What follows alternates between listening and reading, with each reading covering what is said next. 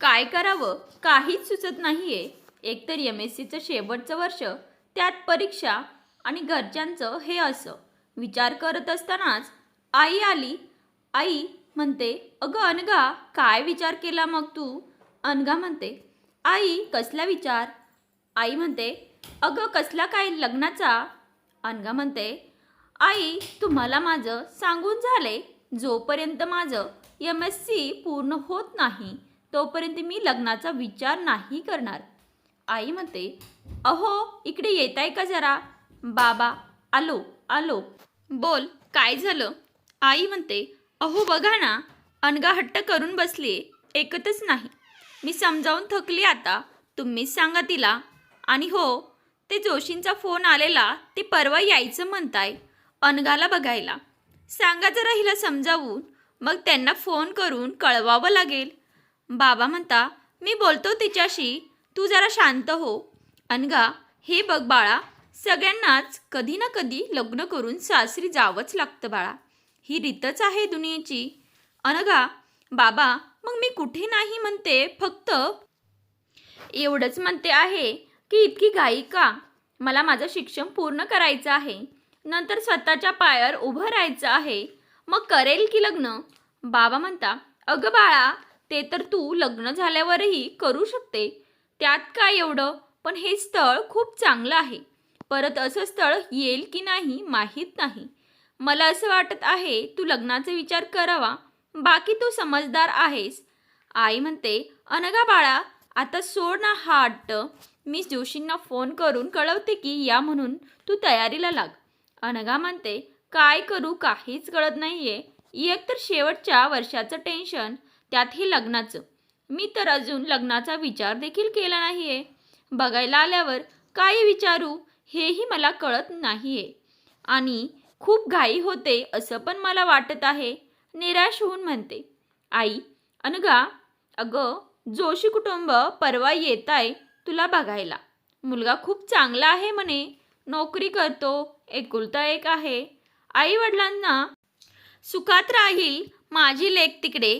अनघाला म्हणत, आणि अनघा, तुला जे विचारायचं ते विचारून घे बाळा त्यांना, काही टेन्शन घ्यायचं नाही, आम्ही आहोत ना.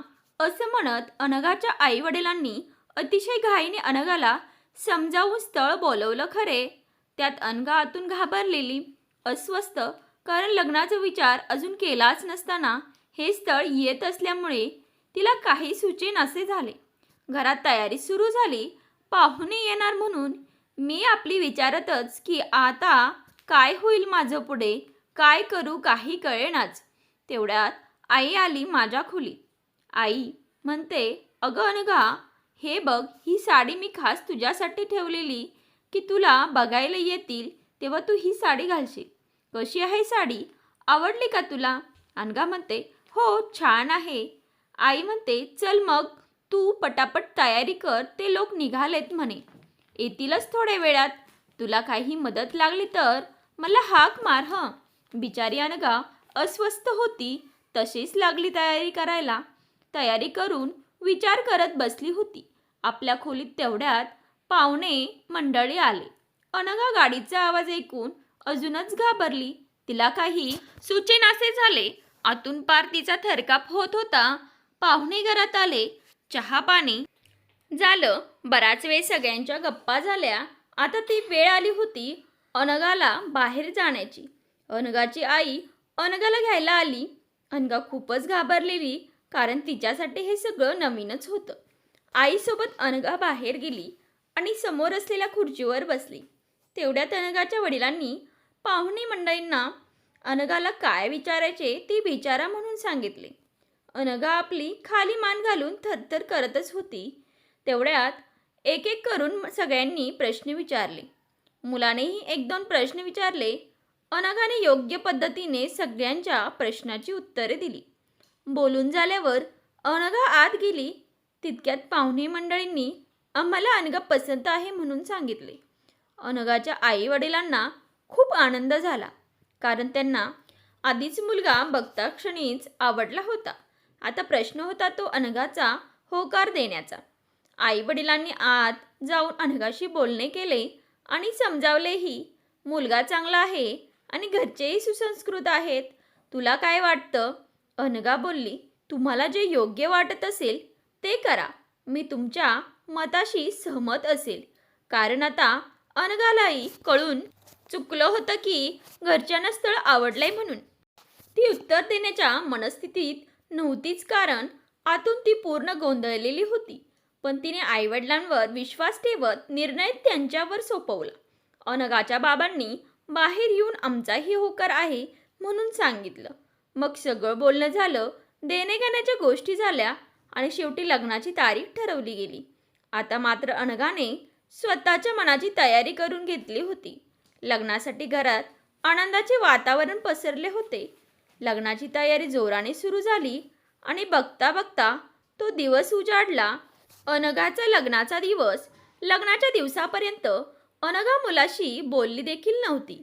मग अनघाच्या आईवडिलांनी अगदी जोरात अनघाचं लग्न लावून दिलं. आईवडिलांचा आशीर्वाद घेऊन अनघा तिच्या सासरी गेली. सासरी तर गेली, पण अनघाच्या मनात अजूनही खूप द्वेष होते, कारण अजून ती मुलाशी बोलली नव्हती. मुळात त्याचा स्वभाव कसा असेल, सासरचे लोक कसे असतील, तिथे मी माहेरी वावरत होती तशी वावरू शकेल का, असे खूप प्रश्न तिला पडत होते. अशा प्रकारे अनघा तिच्या सासरी आली. तिच्या सासूने थाटामाटात तिचे स्वागत केले. घरात पूजा झाली. अनघा तोपर्यंतही तिच्या नवऱ्याशी बोलली नव्हती. शेवटी रात्री जेवण वगैरे आटोपल्यावर अनघा तिच्या रूममध्ये बसून नवऱ्याची वाट बघत होती की आता तरी मोकळा वेळ आहे, त्याच्याशी बोलता येईल. अनघा आपली विचार करत बसलेली की बोलायला सुरुवात कुठून करायची. तेवढ्यात प्रशांत म्हणजेच अनघाचा नवरा रूममध्ये आला. अनघा थोडी घाबरलेलीच होती.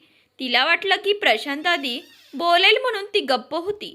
तिने विचार केलेला की प्रशांतला शिक्षणाबद्दल बोलावं म्हणून, पण तो काही बोलेनाच. तो बाथरूममधून निघाला आणि काही न बोलता अंथरूण घेऊन बाहेर झोपायला निघून गेला. अनघाला थोडं वेगळं वाटलं. तिला प्रश्न पडला की प्रशांतने असं का केलं असेल, पण ती त्या दिवशी इतकी दमली होती की तिला गाढ झोप लागली. दुसऱ्या दिवशी सकाळी अनघा उठली. ती पटकन आवरून तयार झाली आणि किचनमध्ये गेली. तिने सगळ्यांसाठी चहा बनवला. सगळ्यांना चहा देऊन ती प्रशांतसाठी चहा घेऊन त्याच्या रूममध्ये गेली. चहाचा कप पुढे करत तिने प्रशांतला आवाज दिला. प्रशांतने तो कप जोरात हात मारून फेकून दिला आणि बाहेर निघून गेला. अनघा मात्र आता जाम घाबरली की कालही प्रशांत न बोलता निघून गेला आणि आज हे असं. तिला नेमके काहीच कळत नव्हते. ती रडायला लागली. तिने आईला फोन करून सर्व काही सांगितले. आईने अनघाची समजूत काढली की प्रशांतला कसले तरी टेन्शन असेल म्हणून त्याने तसे केले असावे. तू काही काळजी करू नको, होईल सगळं ठीक, म्हणून आईने अनघाला धीर दिला. अनघाला जरा बरं वाटलं आणि ती तिच्या कामाला लागली. तिने तिच्या सासूलाही घडलेल्या प्रकाराबद्दल सांगितले, पण सासूने तू काही काळजी करू नकोस म्हणून ती गोष्ट टाळून दिली. दुसऱ्या दिवशी अनघाचे बाबा तिला माहेरी घेऊन जाण्यासाठी आले. अनघा खुश होती, कारण माहेरी जाणार होती. अनघाने बाबांसाठी चहा टाकला. सगळ्यांनी चहा घेत गप्पा केल्या. मग अनघाने सासू सासऱ्यांच्या पाया पडून नमस्कार केला आणि तिच्या रूममध्ये जाऊन प्रशांतला सांगितलं की मी माहेरी जाते. त्यावर प्रशांत काहीही बोलला नाही, फक्त बघत होता तिच्याकडे. अनघाच्या डोळ्यात पाणी आलं, कारण प्रशांतचं हे असं वागणं तिला आतून काट्यासारखं टुचत होतं. पण बाबांना नको कळायला म्हणून तिने अश्रूंना आवर दिला आणि बाहेर आली. घरातून बाहेर निघताना तिचं लक्ष सारखे तिच्या रूमकडे जात होते. जणू तिच्या नजर प्रशांतला शोधत होती. बाबांसोबत ती माहेरी आली. आईला घट्ट मिठी मारून तिला रडायला आलं. आईशी गप्पा मारून जरा कुठे तिला बरं वाटलं. ती प्रशांतच्या फोनची वाट बघत होती की कधी त्याचा फोन येईल आणि ती बोलेल. 2-3 दिवस झाले आता तिला माहेरी राहून तिला उद्या उजाडल्यावर सासरी निघायचे होते. ती वाटच बघत होती की प्रशांत तिला घ्यायला येईल आणि ती जाईल म्हणून. अनघाला लग्नानंतर एक छान नवीन आयुष्याला सुरुवात करायची होती, पण त्यात तिला प्रशांतची साथ हवी होती. आलाच तो दिवस. आज अनघा तिच्या सासरी जाणार होती. थोडी खुश होती कारण तिला माहिती होतं की घ्यायला प्रशांतच येणार म्हणून. अनघा मस्त तयार झाली आणि वाट बघू लागली. तेवढ्यात गाडीचा हॉर्न वाजला. तिला आनंद झाला की आले प्रशांत म्हणून. बाहेर जाऊन बघते तर प्रशांत नसून अनघाचे सासू सासरे आलेले. तिला न्यायला अनघा हिरमुसली. अनघाच्या आई वडिलांनी विचारले देखील की जावई बापू नाही आले अनघाला घ्यायला. तर अनघाची सासू म्हणाली की प्रशांतला जरा ताप आलाय, तो आराम करतोय घरी, तो येत होता, आम्हीच नाही म्हणलो. अनघाचे आई वडील म्हणाले बरं केलं जावई बापू नाही आले, त्यांचा आराम तरी होईल. अनघा बाहेर आली आणि सासू सासऱ्यांच्या पाया पडली. थोड्या वेळात ते जाण्यास निघाले. अनघाला परत रडू फुटले. कितीही झालं तरी माहेरच ना ते. गाडीत अनघा अगदी गप्प होती. तिला हा प्रश्न सतावत होता की प्रशांत का नाही आले, काय झालंय त्यांना, असं का वागताय. तिला काही कळेनाच. विचार करता करता घर कुठे आले तिला कळालेही नाही. घरी येऊन अनघा तिच्या रूममध्ये गेली. प्रशांत नव्हता तिथे. ती फ्रेश होऊन जरा वेळ आराम करत होती की बाहेर जोरात कसला तरी आवाज आला. अनघा दचकून जागी झाली आणि बाहेर धावत सुटली. बाहेर हॉलमध्ये जो फिश टँक होता तो प्रशांतने तोडला होता. अनघा हे सर्व बघून आश्चर्यचकित झाली. ती प्रशांतला आवरायला गेली असता प्रशांतने तिला देखील दूर धक्का मारला. अनघा भिंतीवर जाऊन आपटली. थोडा डोक्यावर मार लागला. अनघाची सासू पळतच आली आणि अनघाला उठवून तिच्या रूममध्ये घेऊन गेली. अनघा खूप रडत होती. तिने सासूला परत विचारले की प्रशांत असे का वागता आहेत, काय झालंय, मी या घरात आली तर त्यांना आवडलं नाहीये का, का ते असे वागता आहेत. सासू अनघाला बोलली तू आधी शांत हो बघू, आणि त्याचं इतकं मनावर नको घेऊस. थोडा चिडक्या स्वभावाचा आहे तो, आणि हे आताच नाहीये, तो नेहमी असं करतो. तू काळजी नको करूस, तू आराम कर, मी बघते त्याला जाऊन. सासू दार बंद करून बाहेर गेली. प्रशांतला सोफ्यावर बसून त्याला एक गोळी दिली आणि पाणी दिलं. अनघाने दाराजवळ येऊन सर्व काही बघितले की आईने प्रशांतला कसली गोळी दिली असेल. काय झाले प्रशांतला. अनघा परत तिच्या रूममध्ये जाऊन बसली. आता तर तिच्या मनात खूप वेगवेगळे प्रश्न येत होते. ती खूप घाबरली होती. प्रशांत अजून माझ्याशी काही बोलला का नाहीये, तो असा रागराग का करतोय. शेवटी तिने विचार केला की आज रात्री सगळे झोपले की मी याचा शोध घेणार. काही ना काही तरी नक्कीच कळेल.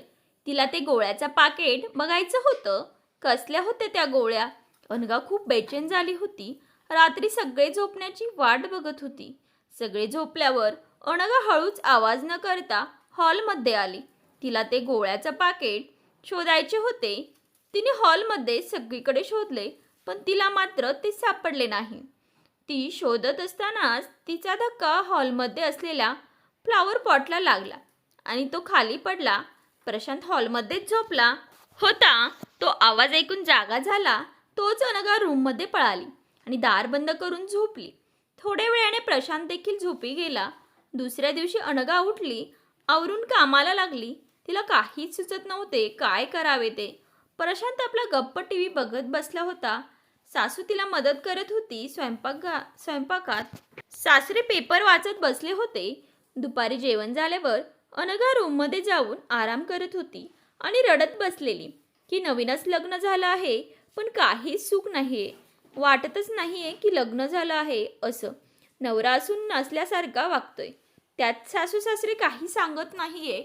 तिला खूप त्रास होत होता पण तिने मनाशी निर्धार केलेला की जोपर्यंत मला सगळं काही कळत नाही तोपर्यंत आईवडिलांना काही सांगायचं नाही. पण आतून मात्र ती पूर्णपणे तुटत चाललेली होती. तिची सगळी स्वप्ने तिला मातीमोल होताना दिसत होती. त्यात शेवटच्या वर्षाची परीक्षा कशी द्यायची हेही तिला कळत नव्हते. तेवढ्यात अनघाला केतकीचा फोन आला. केतकी म्हणजे अनघाची जिवलग मैत्रीण. अनघाला तिचा राग आलेला कारण केतकी लग्नाला नव्हती. केतकीने फोनवर अनघाची माफी मागितली. अनघाच्या लग्नाच्या दिवशी केतकीच्या बाबांची बायपास सर्जरी झालेली म्हणून केतकी इच्छा असूनही लग्नाला जाऊ शकली नाही. हे ऐकून अनघाला वाईट वाटले. अनघाने केतकीला बाबांची विचारपूस केली. दोघांच्या चांगल्या गप्पा रमल्या. तसं तर केतकी ही डॉक्टर होती. तिचा स्वतंत्र दवाखाना होता. केतकीने अनघाला लग्नानंतर कसं चाललंय असं मजेत विचारलं. तोच अनघा रडू लागली आणि घडलेले सर्व काही तिने केतकीला सांगितलं. तिने जे काही सांगितलं ते ऐकून केतकी अक्षरशः अवाक झाली. किती वेळ तर फोनवर बोललीच नाही. अनघा तिला सारखी आवाज देत होती, केतकी काय झालं म्हणून. पण केतकी मात्र ते सर्वही ऐकून निशब्द झालेली. जणू काही अनघापेक्षाही मोठा धक्का केतकीला बसला आणि केतकीने एकाकी फोन ठेवला. केतकीने फोन ठेवताच अनघाला वाटलं केतकीला काही काम आले असेल म्हणून तिने कट केला असेल फोन. पण तिकडे केतकी मात्र वेगळ्याच विचारात होती. तिच्या पायाखालची जमीनच जणू सरकली होती. इकडे अनघा आवरून बाहेर आली.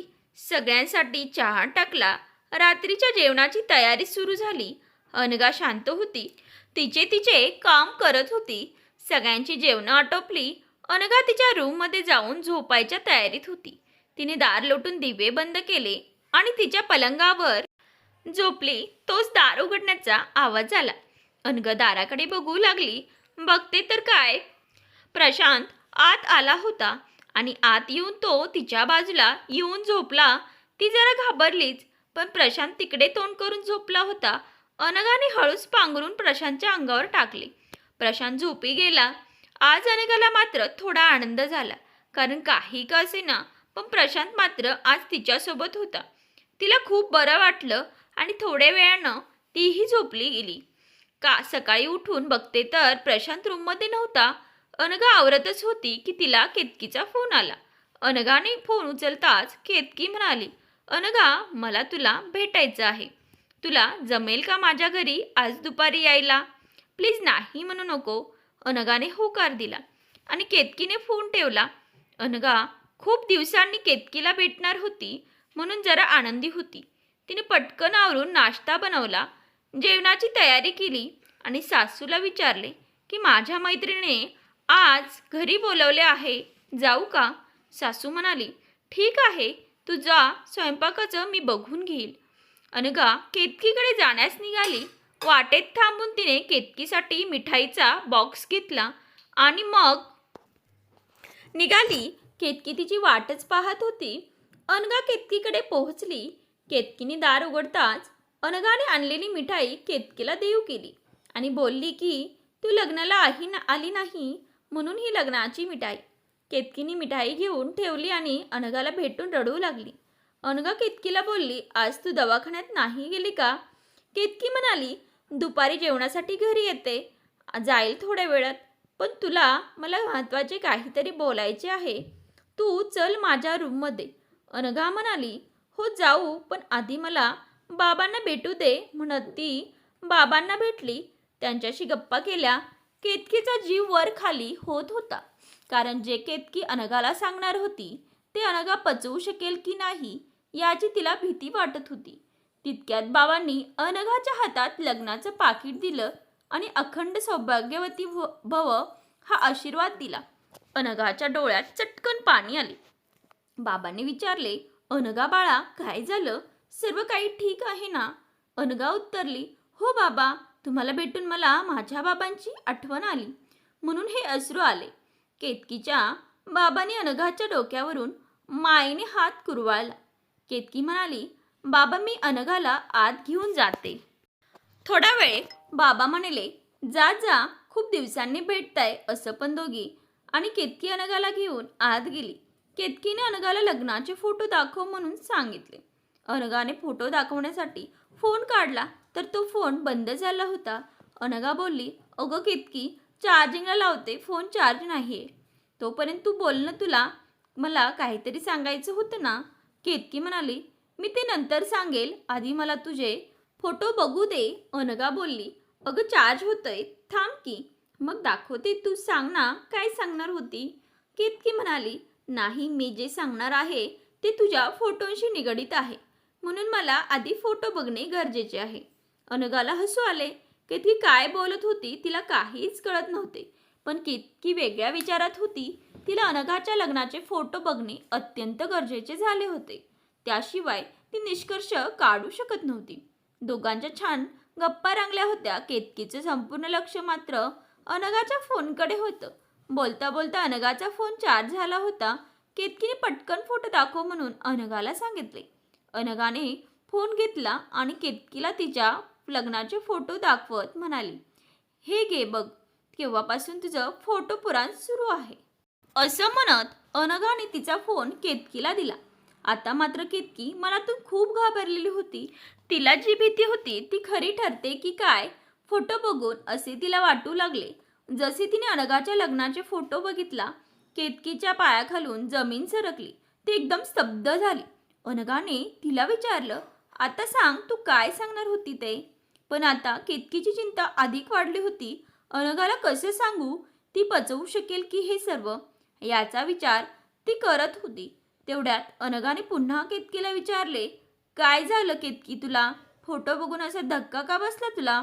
केतकी गंभीर झाली आणि अनघाला बोलली, अनघा, जी शंका कालपासून माझ्या मनात होती ती खरी ठरली. अनघाला काहीच समजत नव्हते. केतकी काय बोलते आहे? अनघा बोलली, केतकी सरळ भाषेत सांग, काय म्हणायचं आहे तुला?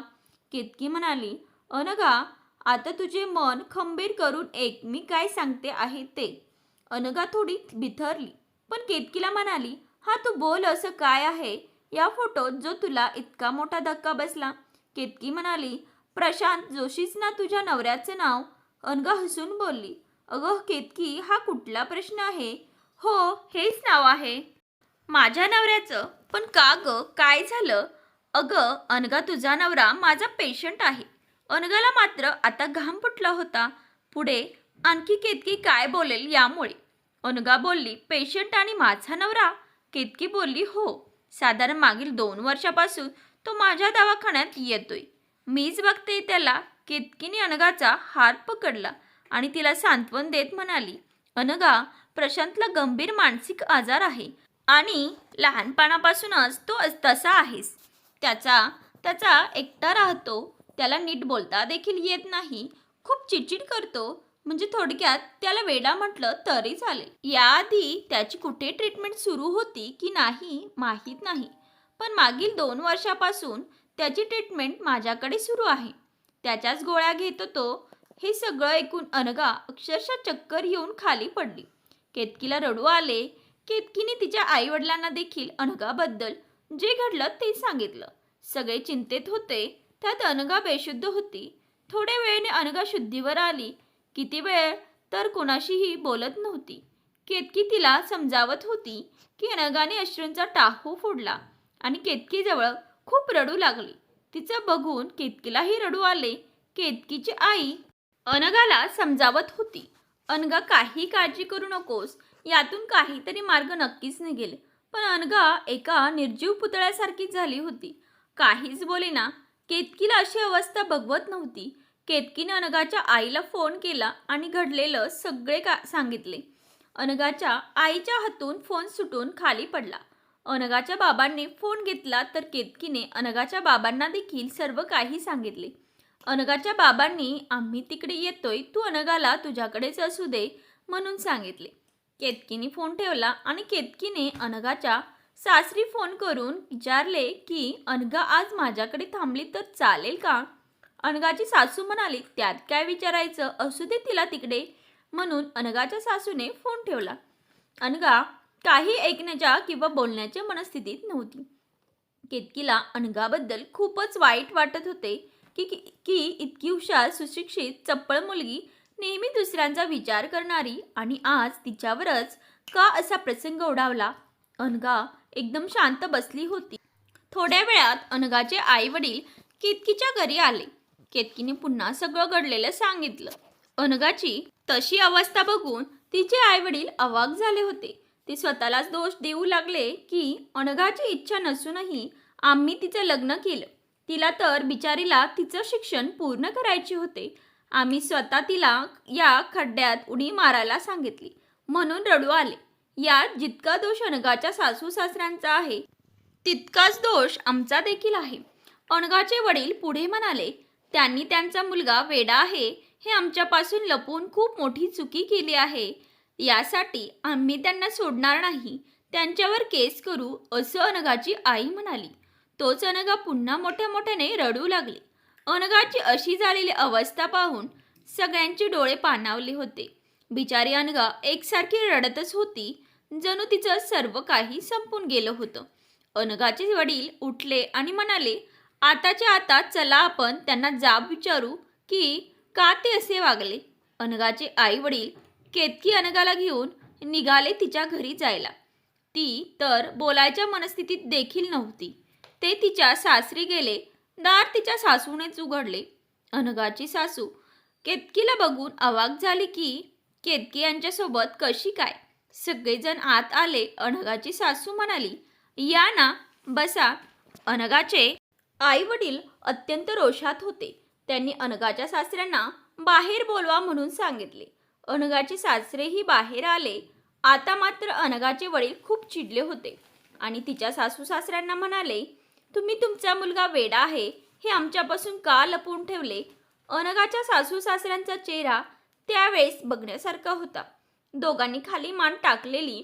अनघा आपली स्तब्ध उभी होती. त्यांच्यात खूप आचाबाची झाली. अनघाच्या वडिलांनी मी तुमच्यावर केस करतोय म्हणून सांगितले. तोच अनघाची सासू अनघाजवळ गेली आणि तिची माफी मागू लागली. पण ती बिचारी काहीच बोलण्याच्या मनस्थितीत नव्हतीच.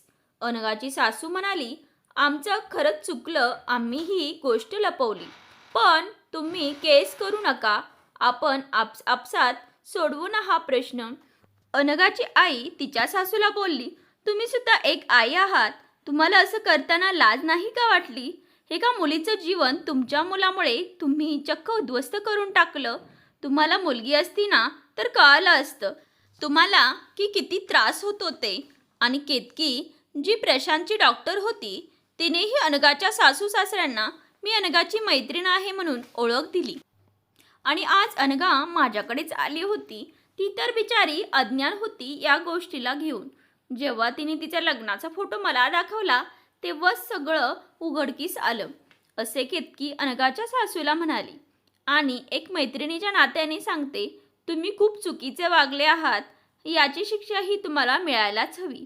असे बोलून सगळे अनघाला घेऊन तिथून निघून गेले. शेवटी व्हायचं तेच झालं. अनघाच्या सासू सासरे यांच्यावर अनघाच्या आई वडिलांनी केस केली. केसचा निकाल लागेपर्यंत 7-8 महिने उलटून गेले. निकाल अनघाच्या बाजूने लागला. जेवढं लग्नात यांनी दिलं होतं ते सगळं त्यांना परत मिळालं. दोघांचा घटस्फोट झाला. अनघाच्या सासू सासऱ्यांना 6 महिन्यांची कारागृहाची शिक्षा झाली आणि प्रशांतला मानसिक वॉर्डमध्ये शिफ्ट करण्यात आले. पण या सगळ्यात अनघाचं कुठे चुकलं सांगा ना. काय दोष होता तिचा म्हणून तिच्यासोबत हे असं घडलं. तिची खूप स्वप्ने होती. तिला स्वतःच्या पायावर उभी राहायचं होतं. एका चांगल्या घरातून सुशिक्षित असलेली एक मुलगी तिच्यासोबत असं काही घडणार होतं याची जरा देखील कल्पना बिचारीला नव्हती.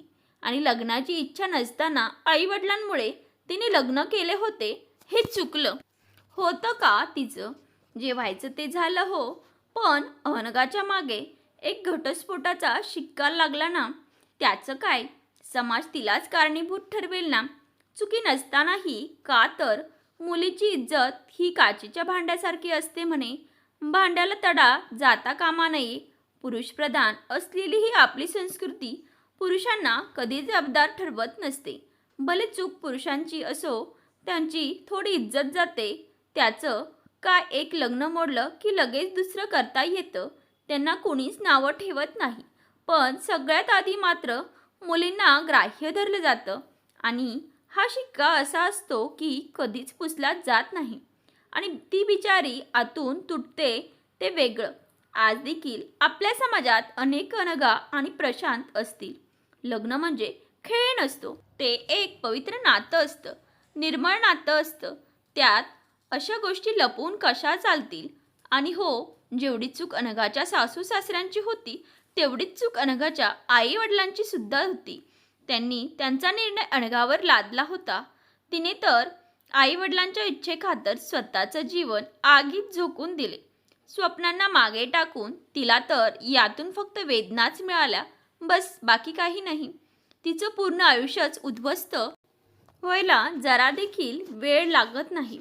आणि सगळ्यात महत्त्वाचे म्हणजे घाईत केलेला निर्णय नेहमीच चुकीचा ठरतो. मुलींना आज स्वतःचं मत मांडण्याचं स्वातंत्र्य हे मिळायलाच हवे.